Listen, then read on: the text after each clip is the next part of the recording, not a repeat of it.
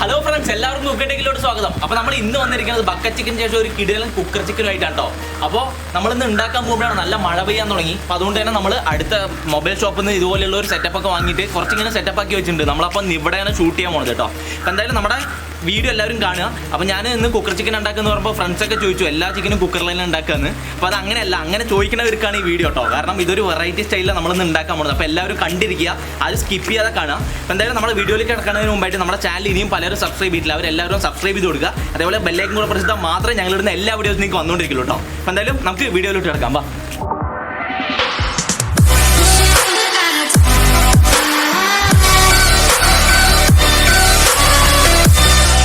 Friends, അപ്പോൾ നമുക്ക് ആദ്യം വേണ്ടത് ഇതുപോലെ ചിക്കൻ ആട്ടോ. അപ്പോൾ നമ്മൾ നല്ല കഴുകി വൃത്തിയാക്കി വെച്ചിട്ടുണ്ട് നമ്മുടെ ചിക്കൻ. ഇത് നമ്മൾ ഇതുപോലെ ഇങ്ങനെ വരയിട്ട് കൊടുക്കുക ഫസ്റ്റ്. ഇതെന്താണെന്ന് വെച്ചാൽ എന്നാൽ മാത്രമേ മസാല നമ്മുടെ അടിപൊളിയായി പിടിക്കുള്ളൂ അതിലോട്ട്. അപ്പോൾ അതുകൊണ്ടാണ് നമ്മൾ ഇതുപോലെ വരയിട്ട് കൊടുക്കുന്നത് കേട്ടോ. നമ്മളിപ്പോൾ ഏകദേശം 2 കിലോയുടെ കോഴിയെ വാങ്ങിച്ചു. അപ്പോൾ നമുക്ക് ഏകദേശം ഒരു 1.5 കിലോ ചിക്കൻ ഉണ്ടാവും കേട്ടോ. അപ്പോൾ നിങ്ങൾ കണ്ടല്ലോ, നല്ല വലിപ്പമുള്ള കോഴിയാണ്. നമുക്കിനി ഇത് അപ്പോൾ നമ്മുടെ വരയിട്ട് കഴിഞ്ഞിരിക്കുകയാണ്. ഇനി നമുക്ക് എന്തായാലും ഇതിപ്പോൾ തൽക്കാലം മാറ്റി വയ്ക്കാം ഫ്രണ്ട്സ്. അപ്പോൾ അടുത്തായിട്ട് നമ്മുടെ മസാല ഉണ്ടാക്കാൻ പോണത്. അപ്പോൾ അതിന് നമ്മൾ 2 ടേബിൾ സ്പൂണ് മുളക് പൊടി എടുത്തിട്ടുണ്ട് കേട്ടോ ഫസ്റ്റ്. അതിന് ശേഷം ഇത് ഏകദേശം ഒരു 1/2 ടേബിൾ സ്പൂണ് മഞ്ഞൾപ്പൊടിയാണ് ഇടാൻ പോണത്.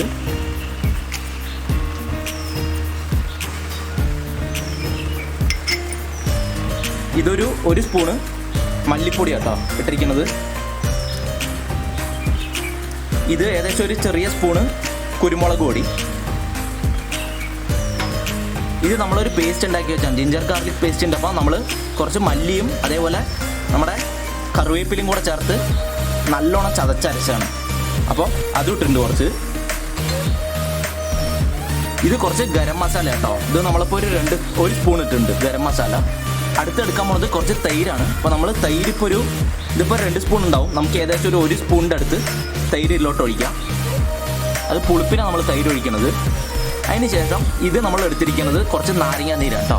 അപ്പോൾ നാരങ്ങ നീര് കൂടെ നമുക്ക് ഇതിലോട്ട് ഒഴിച്ചു കൊടുക്കാം. നമ്മളിപ്പോൾ ഏകദേശം ഒരു 1-1.5 ടേബിൾ സ്പൂണ് നാരങ്ങ നീര് ഒഴിച്ചിട്ടുണ്ട്. അതിന് ശേഷം ഉപ്പ്, ആവശ്യത്തിന് ഉപ്പ് എടുക്കാം നമുക്ക്. അപ്പോൾ നമ്മൾ ഇതിലിപ്പോൾ 2 ടീസ്പൂൺ ഉപ്പ് എടുത്തിട്ടുണ്ട്, 2 ടേബിൾ സ്പൂണ്. നമുക്ക് ആവശ്യത്തിന് ഇപ്പോൾ ഉപ്പ് കൂടെ കുറച്ച് ഇതുപോലെ ഇട്ട് കൊടുക്കാം. ഇനി നല്ലപോലെ ഇതൊന്ന് മിക്സ് ചെയ്തെടുക്കാം.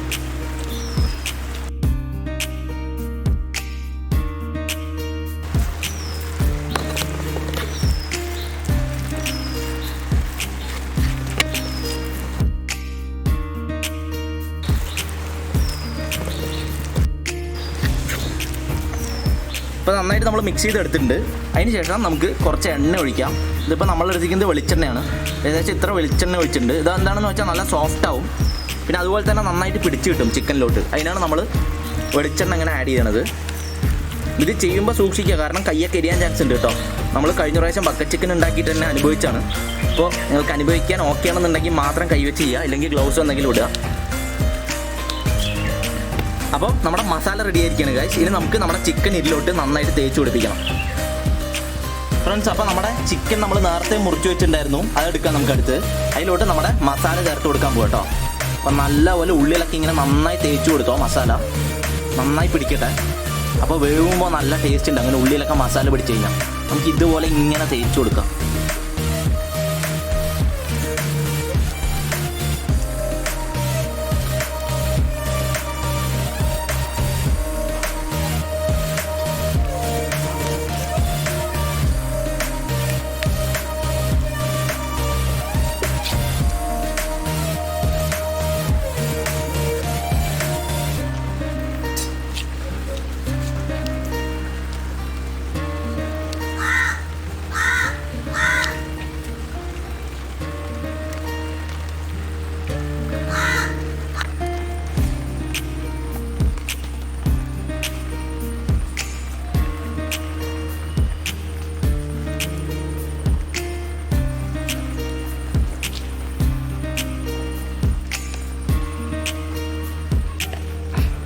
ഫ്രണ്ട്സ്, അപ്പോൾ നമ്മുടെ ചിക്കൻ റെഡി ആയിട്ടുണ്ട്. നമ്മൾ നന്നായി മസാലയൊക്കെ തേച്ച് വെച്ചിട്ടുണ്ട്. ഇനിയിപ്പോൾ എന്തായാലും ഒരു 1/2 മണിക്കൂർ നന്നായിട്ടൊന്ന് സെറ്റ് ആവണം. നമ്മളപ്പോൾ അത് വെക്കാൻ പോകുന്നത് നമ്മുടെ ഫ്രിഡ്ജിലാണ്.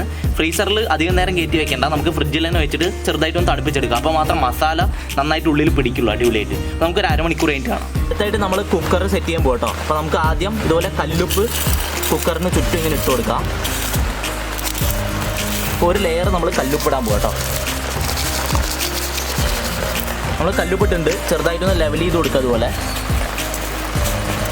ഇനി ഇതിന് മുകളിലോട്ട് നമ്മളൊരു വാഴയില വിരിച്ചു കൊടുക്കാൻ പോകും. വാഴയില ഇതിന് മുകളിലോട്ട് ഇങ്ങനെ നമുക്ക് ഒരു ലെയർ ഇതുപോലെ ഇട്ട് കൊടുക്കാം.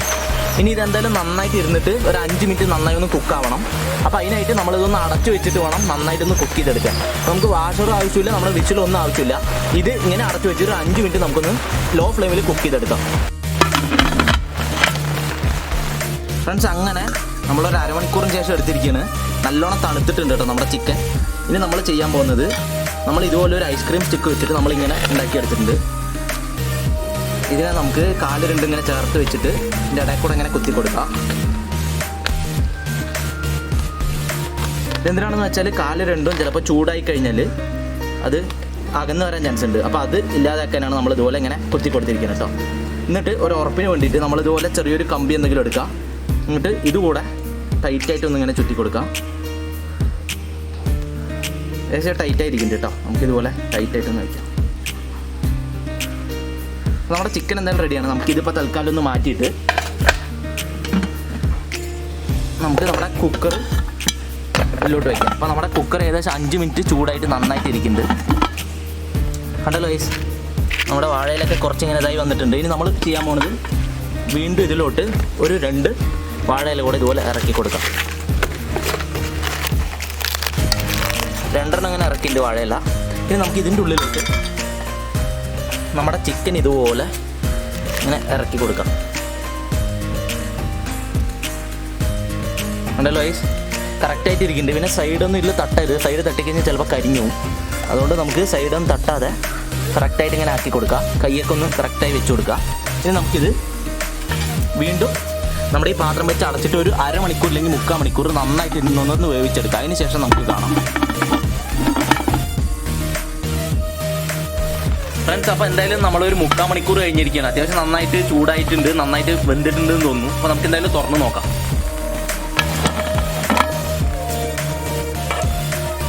കണ്ടോ ഗൈസ്, നല്ല മണമൊക്കെ വരുന്നുണ്ട് കേട്ടോ. അടിപൊളിയായി വെന്തിട്ടുണ്ടെന്ന് തോന്നുന്നു. അപ്പോൾ നമുക്കിനി ഇതെന്തായാലും ഒരു പ്ലേറ്റിലോട്ട് മാറ്റാം. അപ്പോൾ നമുക്ക് ഒരു പ്ലേറ്റ് എടുത്ത് വയ്ക്കാം കേട്ടോ. ഫസ്റ്റ് ഈ പ്ലേറ്റിലോട്ടാണ് നമ്മൾ മാറ്റാൻ പോണത്. കണ്ടോ ഗൈസ്, നല്ല അടിപൊളിയുണ്ട് കേട്ടോ. കാണുമ്പോൾ തന്നെ നല്ല മണമൊക്കെ വരുന്നുണ്ട്.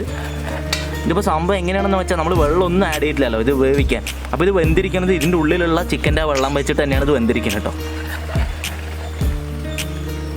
അങ്ങനെ നമ്മുടെ കുക്കർ ചിക്കൻ റെഡി ആയിരിക്കുകയാണ് ഗൈസ്.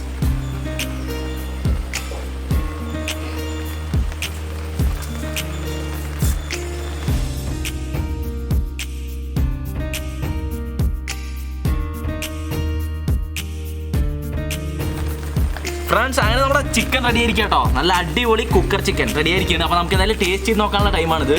അപ്പോൾ നമുക്ക് ടേസ്റ്റ് ചെയ്ത് നോക്കാം. അത് നോക്കിയോ പരുവം കണ്ടോ, വെന്തിട്ട് നല്ല അടിപൊളിയായിട്ട് ഉഷാറായി വന്നിട്ടുണ്ട്. നമുക്ക് എന്തായാലും ടേസ്റ്റ് ചെയ്ത് നോക്കാം കേട്ടോ, എന്നിട്ട് പറയാം.